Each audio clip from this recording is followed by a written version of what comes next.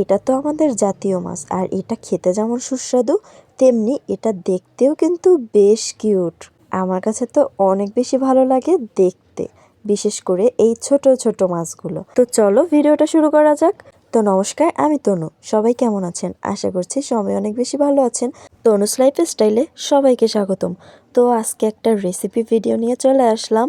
এই যে এখানে হচ্ছে মাছ, ছোট ছোট ইলিশ মাছগুলোকে, আর এটা আমার খেতে ভীষণ ভালো লাগে।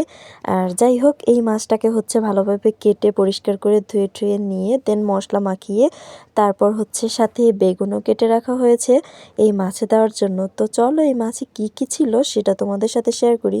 এর ভিতর মশলা অ্যাড করা হয়েছিল ফার্স্টেই হচ্ছে হলুদের গুঁড়ো, আর হচ্ছে মরিচের গুঁড়ো, পরিমাণ মতো লবণ, সরিষা বাটা, তারপর জিরা বাটা, আদা বাটা আর কাঁচামরিচ বাটাও কিন্তু ছিল। আর এই ভাপা রান্নাটায় কিন্তু কাঁচামরিচটা মাস্ট বেটে দিতে হবে, এতে করে দেখতে কালারটা কিন্তু বেশ সুন্দর আসবে।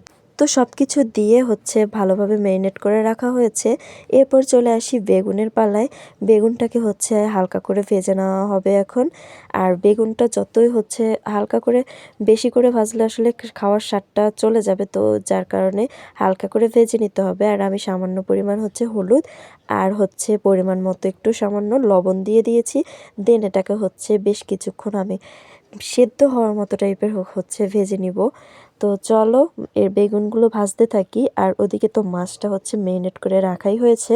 এই যে দেখো আমার ভাজা তো কমপ্লিট। দেখো আমি একদমই হচ্ছে মোটামুটি হালকা করে ভেজে নিয়েছি।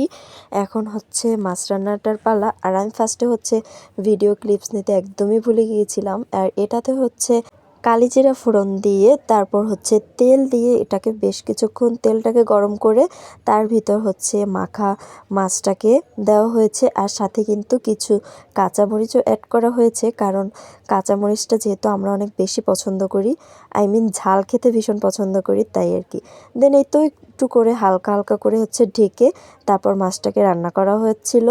আর এই যে দেখো দেখতে কিন্তু বেশ ভালো লাগছিল, আর কালারটা সত্যি অনেক বেশি সুন্দর আসছিল, আর খেতেও অনেক বেশি সুস্বাদু ছিল। তো রেসিপিটা তোমাদের কাছে কেমন লাগলো জানিও। টাটা।